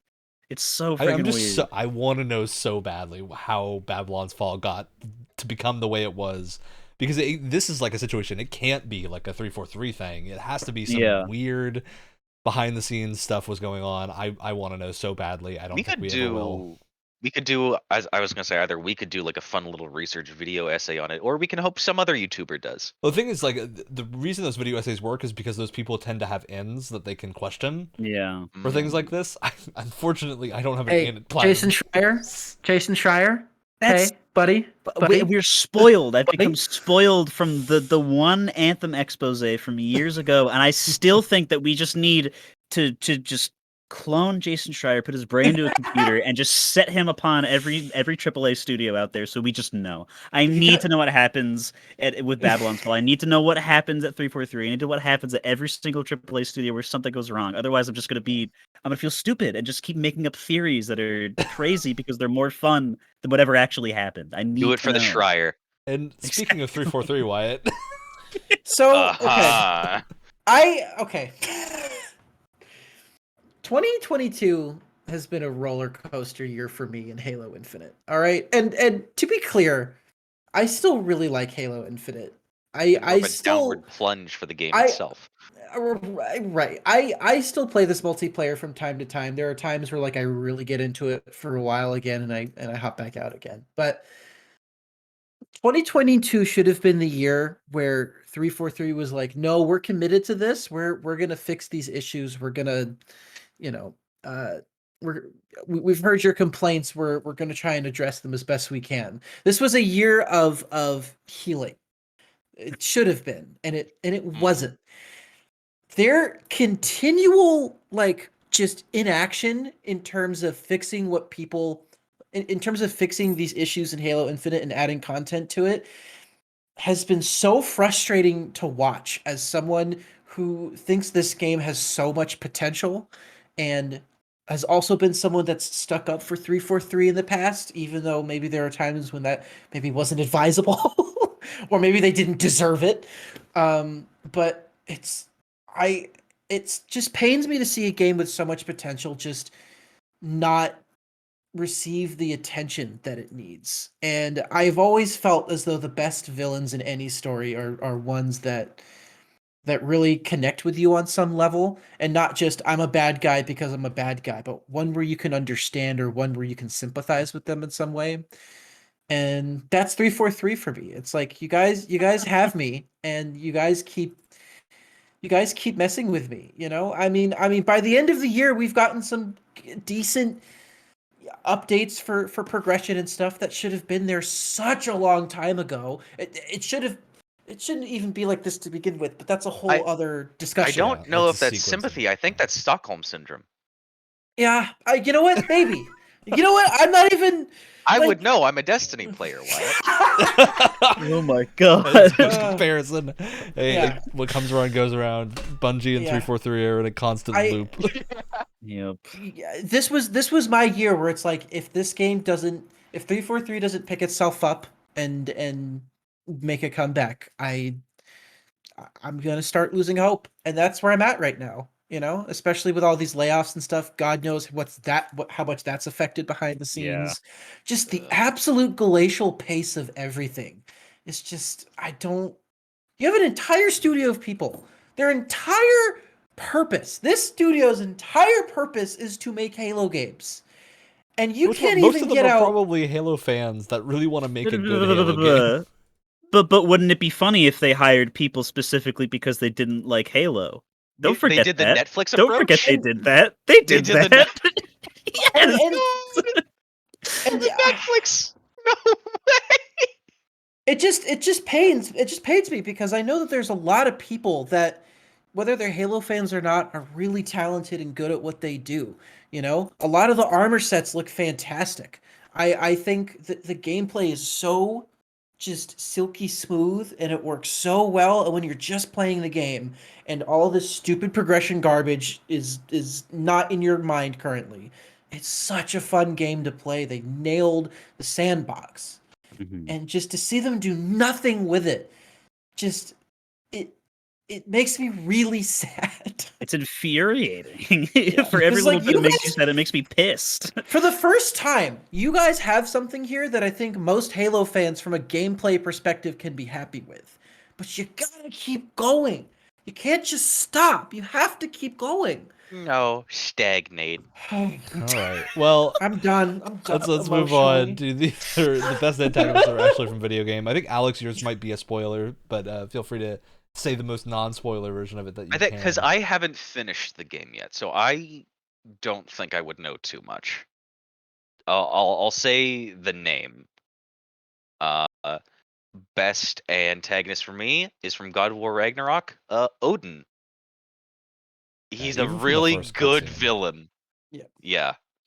To be clear, d- uh, Odin would have been my pick if I hadn't had God of War Ragnarok on this list. Yeah, and although I don't have God of War Ragnarok on anything here, despite really liking it, because I've only played a lot of it this year, because I didn't have time to play it until after the new year. So yeah, it's a good game. It just didn't get done in time. Just on my side.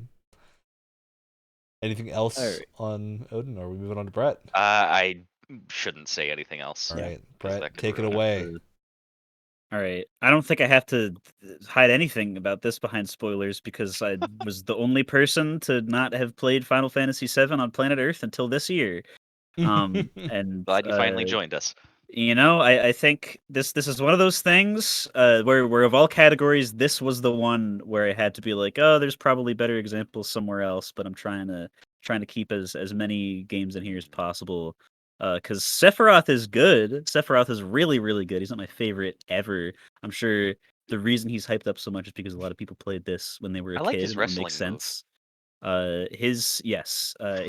Him coming out at the most recent Wrestle Kingdom to fight and then win the IWGP World Heavyweight Championship was one of the highlights of the last little bit of wrestling history. Thank you, Kenny Omega.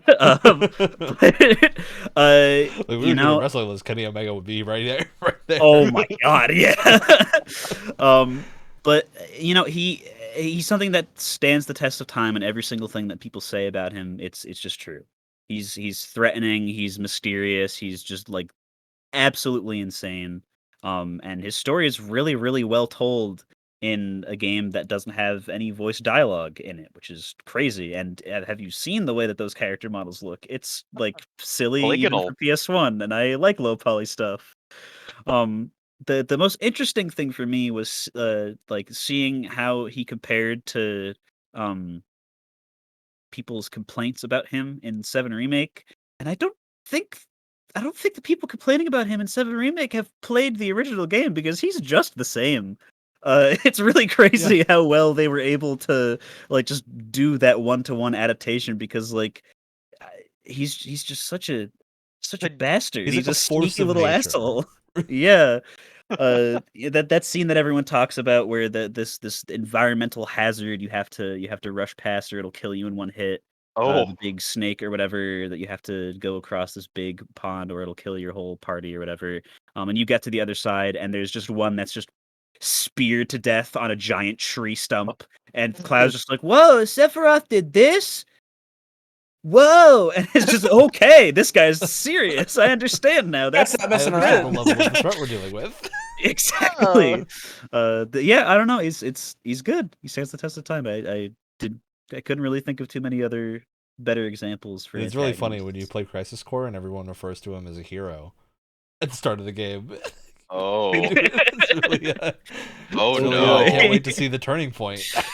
Yep. Um, Okay, moving on to my personal favorite category, game you most want to forget. This is always Oh, a fun boy. one because there's many Mhm. reasons that you might want to forget a game. I'll go first. The game I want to forget this year was As Dusk Falls because I think most people here know I was pretty positive on As Dusk Falls, and I still am. I think it's a good game. I don't like a lot of the control methods they did. It's fine. It really shouldn't have won the accessibility award that I think it won, but Yeah, that was bizarre. it as a game is pretty good. The reason I want to forget it is at the very end there was a massive cliffhanger, and I don't think we're ever gonna get a second one of these. I highly doubt Not it's for As Dusk Falls. So I'm just a little angry that the big plot thread, and they spend a lot of time on this like little plot thread at the start of the game that is clearly leading up to this moment at the end, and then it just vanishes from the rest of the game as you're dealing with other stuff, and then at the end it drops back in, and you're like, "Excuse me, Huh. explain, Yeah. please." And it America doesn't. explain? It just stops, and I don't think we're gonna get a follow up, and that makes me very angry. Oh man. All right. Hear me out here. I desperately want to forget Tunic for a very different reason than it being bad or something like that. Because Tunic is an amazing game, and it gave me such so many like great gaming firsts and nostalgia. That's the word. It's there's so many good things about it, but if I try to play it again, it will not feel as good. So I want to experience it again for a first time. I there- almost put Elden Ring in this category for the same reason. I was like, Very fitting. be good to play again from the first And, time and see it And all. also the feeling of figuring out the door puzzles.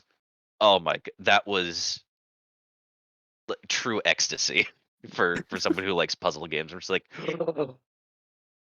You see the Matrix. yeah. All right. It's so fun. Who's next? I will go. Go for it, Brett. I don't have a lot to say about Ninja Gaiden because the thing that I put here I shouldn't say or will get put in mature. You can use it once, right? Have we used it once already? We already said Look, shit the a lot. PG-13 rule is it's not the same as the movie. I know. We Well, try yeah, to but keep it clean, but occasionally there's a slip up, and that's okay. But Usually don't by actively exactly. But I consciously you know, make the decision. in case it's funnier, even though we can, to have people think about the much worse things I could say than what I actually said. Ninja Gaiden, Sigma, I've convinced you have to be a Sigma male to be able to appreciate this game, and I'm just not a Sigma male. You know Sigma ball. what he said. I'm going to Wyatt. I'm glad that the game that I finished had a lot of them with you really hate, Brett. Yeah. To be fair, I mean, it is listen, the I worst would of the like Ninja to- Gaiden games that I've played, which is only 2. But I mean, listen, Well, you I haven't would like played to. 3. That's why. That's oh, why we're you're gonna making play us go 3. It's through it. not yet. Hi-Fi came out, was too tempting. Right. So I would like to second that nomination. Because my God. I pretty much had the exact same knee jerk negative reaction, almost from the start, to be honest. Okay, But it's anyway, hard, but it's not capable of handling that. an Xbox game. I can't. I was just I can't annoyed. handle it. I was annoyed by the game. I was just gonna repeat what I said when we did the games club for it because it doesn't. It's not the kind of hard that I like, where it's like, okay, I'm just gonna keep trying till I beat it. It's gonna feel really good when you do. It's just like the entire game is just so much poking. Are at you me, happy, right? Brett, that we I just- played the easier version, the Sigma version that's I slightly can't easier? even imagine Oh what my a more God. difficult version could be like. I want to throw up just thinking that was the easy version. Jesus. Oh my God. I'll All right, throw up. Wyatt. I want Wow. to forget. I want to forget Aliens Fire Team Elite. Now you may be wondering, Wyatt, agree. this is the most forgettable game ever made on the history of the universe. Yeah. You probably already forgot about this game. That's actually not true because it's mixing two things that I love. It's mixing aliens and it's mixing horde shooters. And somehow it came out with a combination that is so bland that it's like insulting to me personally. You took two things that I love and you made me like those things ever so slightly less. And That is an achievement. Aliens Fire Team And- Elite, playing it is like eating a bowl of tapioca, or at least what I imagine eating a bowl of tapioca would be. it's been it's described to me. Just it's nothing. it's like taking a bite of like a piece of bread and then right afterwards drinking a glass of water. There's just it's so bland. Toast. It's Oh so my God. bland. There's nothing to it. You have the aliens license. You have the opportunity to make this really cool atmosphere with this enemy that has interesting movement patterns and is legitimately terrifying, and you have like a pre-written cast of like quirky fun marine characters. Quirky and fun you is what you would did- describe them as. You Oh, in the did- movies, not in the movies. Not In the movies, they're super likable, right? And here it just is nothing. It is just so middle of the road that it's like insulting that you took two great things and you did nothing with them. And screw you. The most so- insulting thing, Wyatt, don't forget, is that you have a 3-player maximum in your That's- horde shooter game. Yeah. That should be a crime. That should be illegal. If you think playing it is boring, how about watching 3 other people play it for 45 minutes while you just have to sit there and be sad that you didn't connect first? That sucked. What a series of decisions. You know how much it takes for a game with a dodge roll for me to not like it? You know how hard that is? It's to be called a Souls-like. That's a good one. Jeez. All right. Well, I think that's our Wow. signal to move on. We're collectively losing our minds to the honorable mentions category. This is just a quick category for things that we feel should have been on this list somewhere, but just didn't fit. For me, that's Sifu. I feel like if there were an action game category up here, I would have put Sifu there, but we didn't have it this year. So Sifu's in the honorable mentions. It's a great game. Yeah. I interpreted this as game of the year, but we can't pick 2. You're allowed. it's gonna be this the next time we do this list. Hi-Fi Rush for me. Guys, when a year goes by and we do this again and Alex doesn't pick Hi-Fi Rush, we all get to make fun of him. You do Remember mercilessly this. make fun of me and mock Mercilessly. me. Remember this. Mercilessly. My honorable mention is not a game that came out this year, but I don't care. It's Luigi's Mansion 3, because this Don't game, get Luigi wet. this game is the prime example of when Nintendo makes a game. The best way to describe it is delightful. This game is so charming. It's so funny. It has really creative, cute puzzles and really, really fun co-op.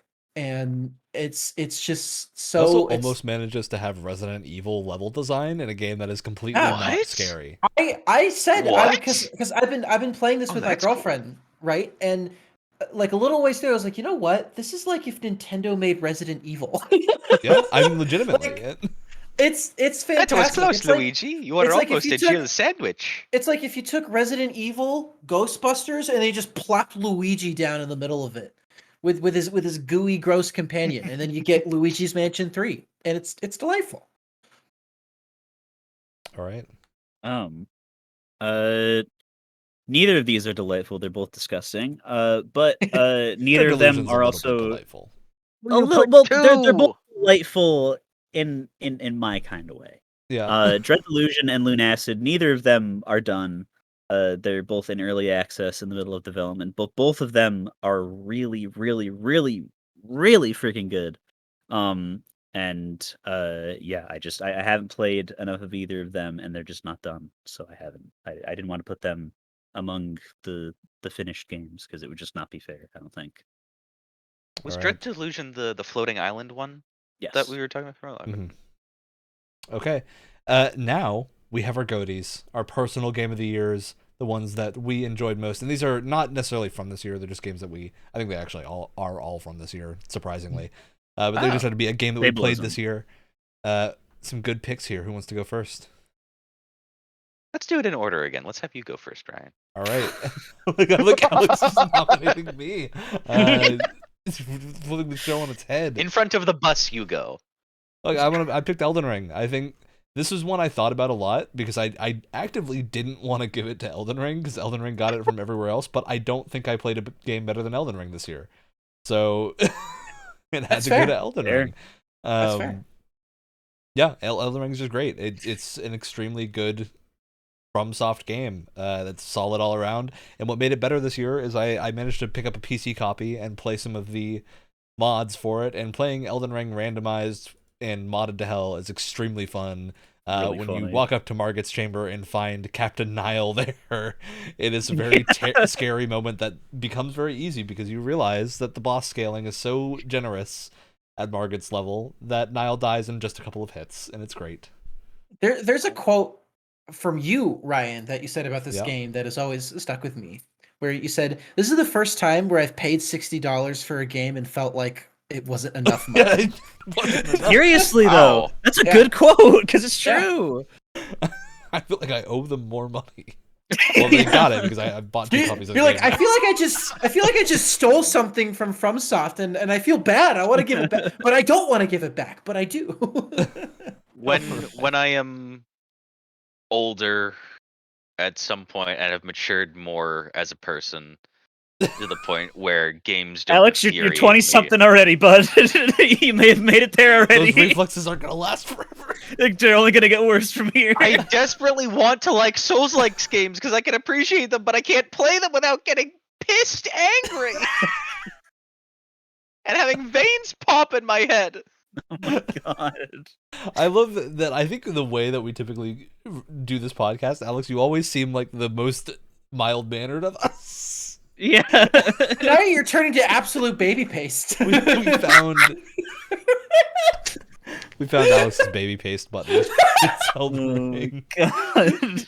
Paste It's Call of Duty God. and it's Souls likes. It's just Oh. absolute baby paste. The wombo combo. All right, someone get us 1-2 away from punch. this. Ugh. Alex, you go next. We'll make you feel yeah. better. Yeah, I suggested this order.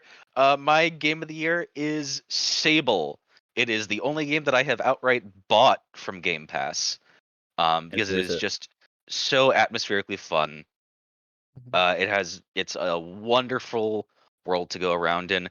You don't have the stress of weird combat at all. There's like a little bit of enemy interaction, and enemy is a strong word. It's just a wonderful, relaxing, post-apocalyptic game that's also a coming of age story in ways. And it's also the one of the games that my mom has started to like as well, who is also not a gamer except for Pokemon Go. So that's been very interesting. I need to play this game at some point.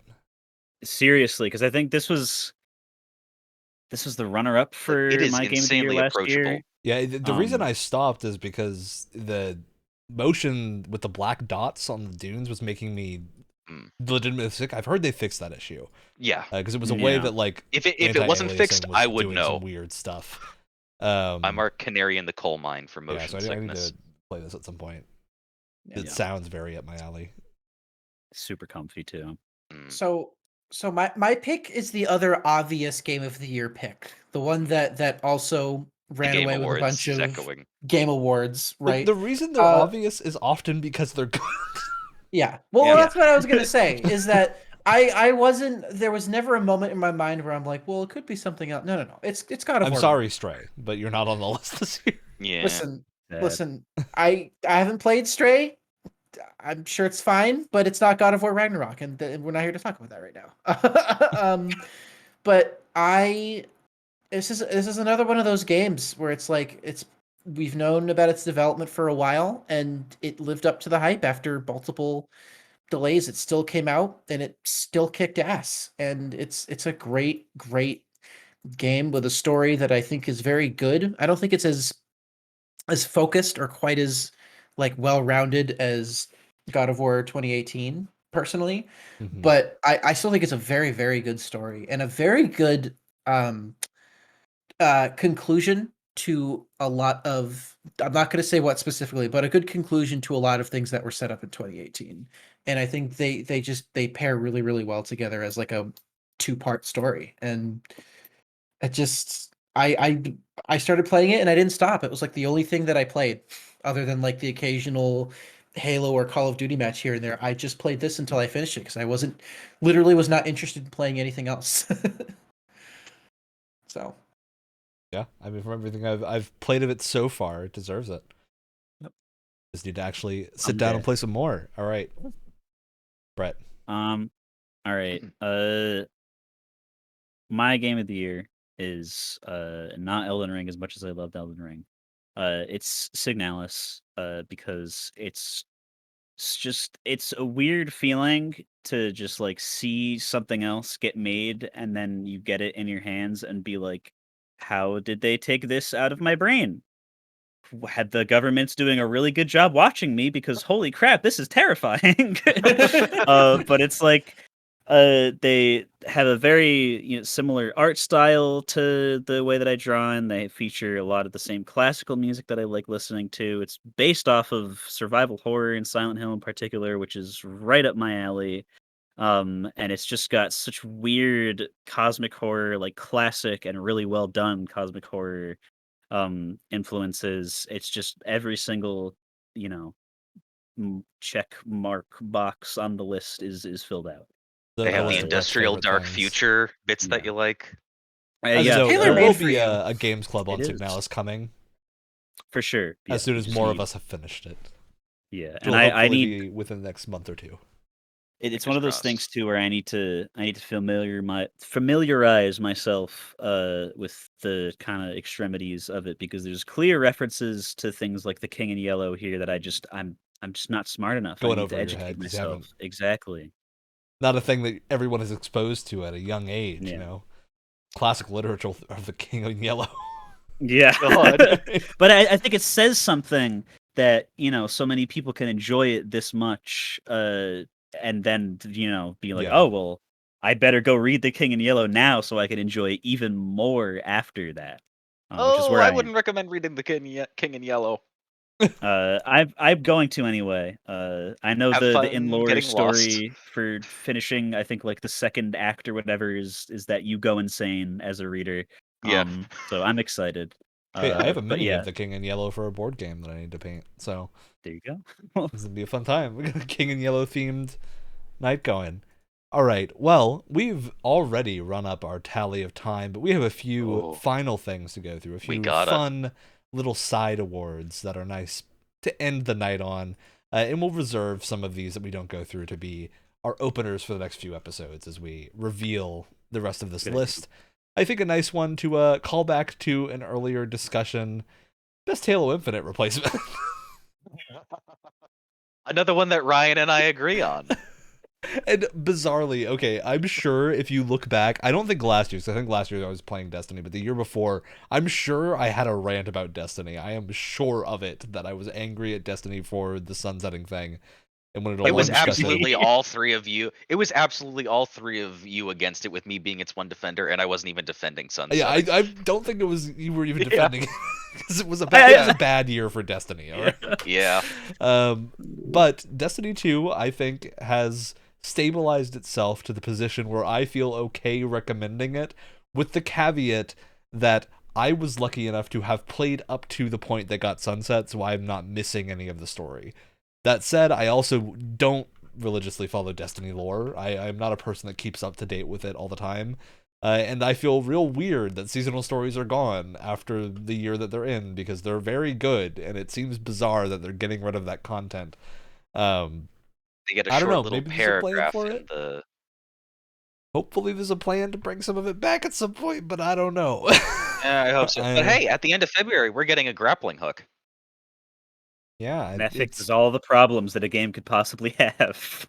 I mean, the thing right now, I think, is that Destiny 2's core gameplay is so good, especially if you have a group of 3 to 6 people to play it with, that it can be forgiven basically the same things that Halo Infinite was forgiven for, except now the story is good enough to not need to be forgiven. So we're at the point where, and I'll add, the good thing about the seasonal stories so far is while I am caught up on the things that were sunset, I haven't played the prior 2 expansions to Witch Queen, but I have played Witch Queen all the way through. So I jumped into the story at the end of the arc that was ongoing. It's weird. It's the end of one arc and also the beginning of another, but It's it's a also cycle. the midpoint of a third. And I'll add that I didn't feel particularly confused. It wasn't like I felt like I was missing a lot of information. So it feels like it was a fine jumping in point. I think it's come into its own. There's other games in the category, guys. There are. Gotta, Yeah, Yeah. I don't know. I'll go. There's two others, because I Um, agreed with Ryan. I feel like several of us have talked about Splitgate on the podcast at some Great game. point. It is often compared to Halo because a lot of its armor, weapons, etc. It's just so like, I hate to say like cheap knockoff, the kind of thing you'd find in the front of like a graphics card box, but like It fits. it's kind of what it is. But the gameplay is so excellent. Taking a classic arena shooter, give everyone a portal gun from Portal, and have at it. And it's fantastic. And I think anyone who's looking for arena multiplayer, I think is Mhm. really gonna enjoy this. It's I mean, not worrying for us because we're not really in the position to care. But I think it should be worrying for the people in Platinum and 343 that the niches that they had are no longer like just them anymore, and other things that other people are making. Like Hi-Fi Rush is filling the hole for a really quirky, weird action Platinum game. And Splitgate has been filling the need for a new and different multiplayer Halo for I think a couple of years now. I think they stopped developing it, but Splitgate is also really, really good. Yeah. And my pick is Gundam Evolution because I made this category as an excuse to talk about Gundam Evolution. Great pick. I love this game. I don't know. There's probably like only 500 people playing it right now. But that is the state of the modern audience for things with giant robots in them. It's also it's a free-to-play game in a crowded free-to-play game industry that I think people are already tired of. So their advertising strategy is to, instead of picking the mobile suits and characters that people know, they just announced one today that's just from some random manga that's never been in anything before, which is really cool for me because I already know about that. But we don't have anything from like the series that made Gundam popular in the West. It doesn't have the mass appeal that like a Battle Operation has. Exactly, yeah, because Battle Operation has a whole swath of random stuff, but the gameplay is sublime. I'm going to play more of it later, to be honest with you. So far, has every Gundam in there been from a different series? So far, mostly there's been a lot from... There's definitely some repeat series, but that's just because Universal Century timeline.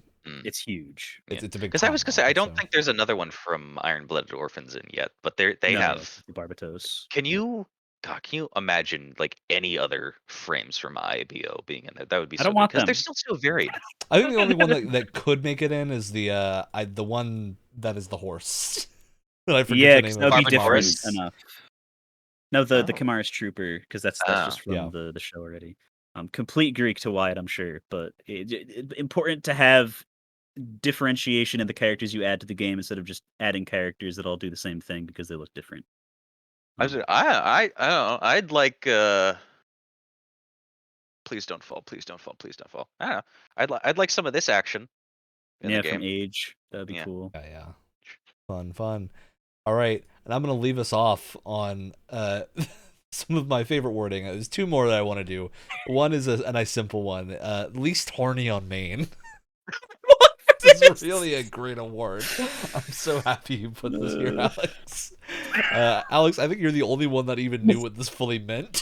I didn't know what to put. So this is a game that tries not to outwardly or over sexualize itself, and the least sexy game I can think of is I Divine Cybermancy.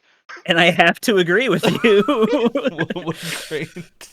A great category, great game to pick. It is ugly future grunge that is beautiful in its own right, but has no sex appeal unless you are severely autistic. Hey, you gotta like I am in some ways. What? All right, and now moving us on before anyone can realize what happened. A game I thought would be better, but actually deserves the middling reviews it got, even though I still liked it.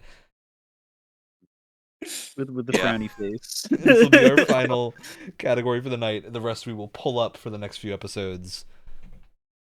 So I don't think. You can go first if you want. Oh, okay. I'm glad this category exists because I never got a chance to talk about Dying Light 2 on this list anywhere. This is a good category for it. And I wanted to because I like this game. I like it more than the first one, which is I think among Dying Light fans is a bit of a controversial statement, but I like this game. The story's poo-poo garbage, sucks, boring, terrible ending. Poo-poo? Very bad. But the rest of the game, I actually dig it a lot. But it definitely deserves that kind of like middling reception, right? Like I said, the story, hot garbage. I think some of the mechanics get really annoying after a while. I think they don't give you People were really annoyed by the lack of movement abilities at the very start, which I liked, but a lot of people weren't super happy with. Wasn't the most stable thing on launch either, which also kind of, it tends to lower your score a little bit. But I don't know. I'm one of those weird people that still it isn't completely bored by zombies yet. I don't know why. I'm just not. So listen, open world zombie parkour game, it's better. It's better than the last open world parkour game that we played. So I'll give it that. It's a very low bar. Man. I'll hop in next. I picked Rune Factory 5, which is another game I would have loved to talk about here somewhere else, but it's not good enough to be on this list anywhere else, unfortunately. But it's not bad. It's just play the PC version if you have the option instead of the Switch version, because it doesn't run well on Switch, which is a shame because it was released exclusively for Switch for about 6 months until it came out on PC. PC version runs totally fine. I've had no issues. It's a nice game. Doesn't make the transition to 3D the best, but it's not bad. It just is very open and very kind of empty. I'd equate it to not Pokemon's transition to 3D because it's a lot better than that, but maybe like the newest Pokemon game. It's kind of like that in terms of detail and whatnot. It's not amazing, but not bad. It's just kind of that in most regards. It's got some fun ideas of how to farm on dragon backs and stuff, which is kind of cool. But it doesn't have a lot of post-game content, which is a big thing for Rune Factory, and it's kind of a shame that it doesn't have a lot of that. It's just kind of in the middle, but it's a nice, comfy game. I would describe the reason why I have this game picked, Fred, is because I think this is the major informing factor. Shadow of the Tomb Raider was the first Tomb Raider game I played. Oh, So I had no. So it was one, the end of a trilogy, and two, my first in-point to the series besides hearing about the game before. Why? Because I got it for Christmas, and I'm just like, oh, I might as well play. And I only ended up playing at the beginning of this year. I'm just like, oh, huh. I like stealth action. I like the action and the stealth. Yeah. It's not a and bad I like physics puzzles and things like that. Oh, it's another Uncharted game, but with a different skin on it. Neat. But it's so much worse. This game bored me to tears. I remember playing the whole thing, and I was really excited to finish this Tomb Raider trilogy because I liked the other two quite a bit. This game's so boring. Oh I mean, God, also so boring. Also, playing them the way that I played them in reverse order, essentially, it was really nice seeing the character. The others now? Yeah, I played the others. I played Rise of the Tomb Raider and the Tomb Raider. Okay. After Shadow of the Tomb Raider. Oh my God. And I'm just like, playing them the way that I played them, it's really nice seeing her character progress to a more mature person who isn't constantly whiny. Oh, bizarre. All right, Brett, take us away from this hellscape of Tomb Raider. We're going back into another hellscape. I don't think anyone else played Solstice this past year here. It is a very Ryan game. I think you would enjoy it very much. I thought I would enjoy it more. I was hoping I would enjoy it more because it starts off so strong. But it's just one of those things where they keep throwing mechanics and weapons and combos at you, and after a while I was just like, I can't hold all these. It's too many. It is just too many. And there's one boss fight in particular where if anyone is listening that watched me as I struggled for 2 real life days to try to beat it, where it just asks everything from you, and I could not give it, and I was like, what difficulty am I playing on? Normal. Oh. And there's 4 difficulties above normal. Oh, jeez.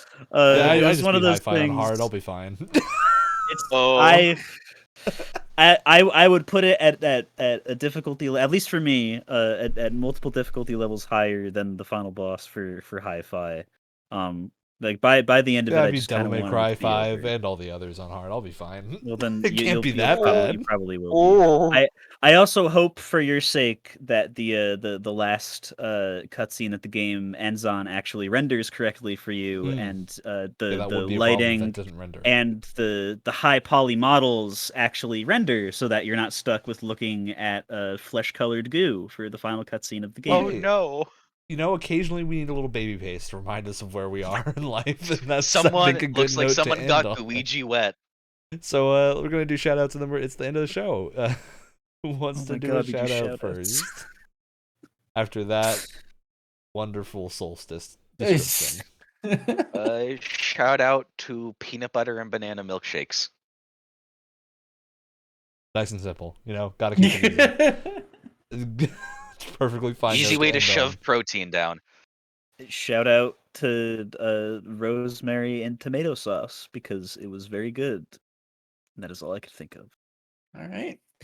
I've been listening to the Skyward Sword score while we've been doing this episode, and it's lovely. And it's another quality Legend of Zelda soundtrack. And a lot of tracks are very, very good, except for the boss tracks, which are kind of boring for some reason. Yeah, that's unfortunate. I am looking forward to trying it at some point. I gotta shout out this beautiful Avatar Legends. Oh, it's so good Oh, looking. Gorgeous. This is for the Avatar my. tabletop RPG. Got gorgeous art in it. Excellent. Beautiful, like, lithographic cover. It's great. So cool. Very nice. Very happy to have finally received it. Years of Kickstarter time.